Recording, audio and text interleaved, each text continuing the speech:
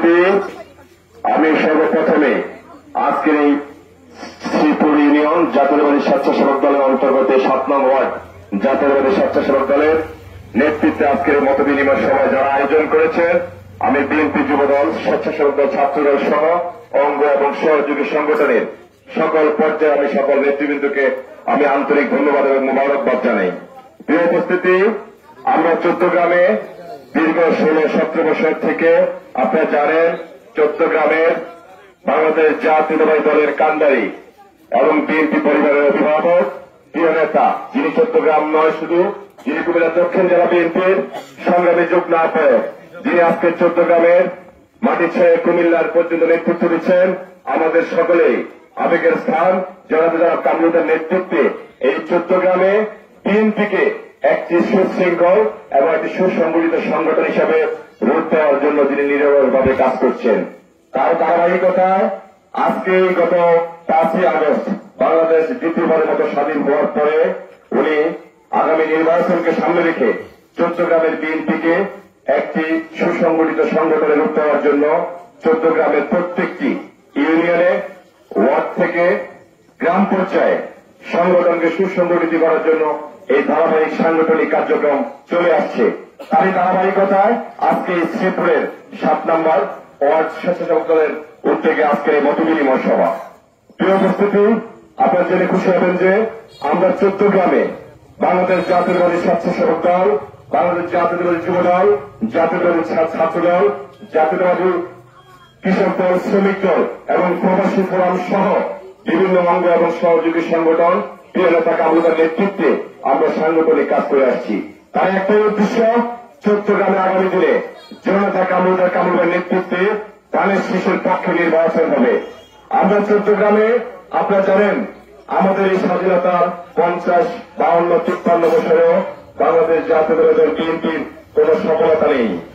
সেই সফলতা আগামী দিনগুলোতে আমাদের প্রিয় নেতা যে স্বপ্ন আমাদেরকে দেখিয়েছেন চট্টগ্রামের বিএনপিকে জাতীয় সংসদ ভবনে নিয়ে যাওয়ার জন্য, আমরা সেই স্বপ্নকে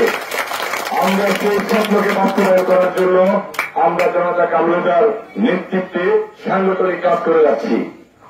আপনাদের কাছে আপনারা ওয়ার্ড পর্যায়ে যারা কাজ করছেন, ওয়ার্ড পর্যায়ে আমাদের মুরব্বীরা যারা আছেন, আমাদের বিএনপি যে সকল নেতৃত্ব আছেন, আমরা এখানে শ্রীপুর বিএনপির আহ্বায়ক আছেন, আমাদের যুগ্ম আহ্বায়ক আহমদ ভাই সহ বিভিন্ন পর্যায়ে নেতৃবৃন্দ আছে, আমাদের প্রভাবশী প্রধান নেতা আমাদের ইলিয়াস ভাই আছেন এবং চেয়ারম্যান ভাই সহ তারা শ্রীপুরের নেতৃত্ব দিচ্ছেন।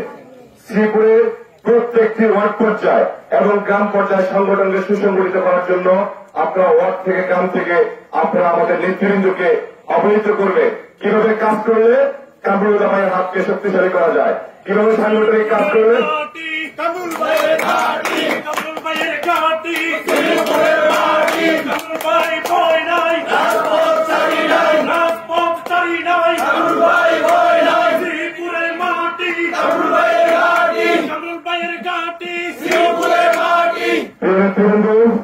শ্রীপুর বা চট্টগ্রামে শ্রীপুরের ইউনিয়নটা অনেকটাই ক্রিটিক্যাল একটা ইউনিয়ন ছিল।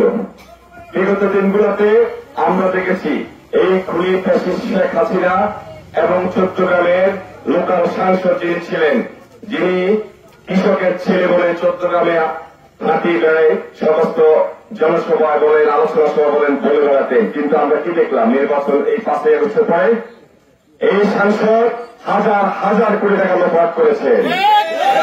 তিনি হাজার হাজার কোটি টাকা নিয়ে আজকে পালিয়ে গেছেন এই বাংলাদেশ থেকে। এই শ্রীপুর আমরা দেখেছি শেখ হাসিনা এই ফ্যাসিস্ট হাসিনাকে রক্তচক্ষু উপেক্ষা করে চট্টগ্রামে জনতা কামরুলের নেতৃত্বে এই সামনের সারিতে যারা আছেন তারা জনতা কামরুলের নেতৃত্বে সকল গণতান্ত্রিক আন্দোলনে নেতৃত্ব দিয়েছেন। তারা ভয় পায় নাই। তো 5 তারিখের আগে যেতে তারা ভয় পায় নাই। 5 তারিখের পরে আপনারা কাজ করতে কোনো ভয় পান?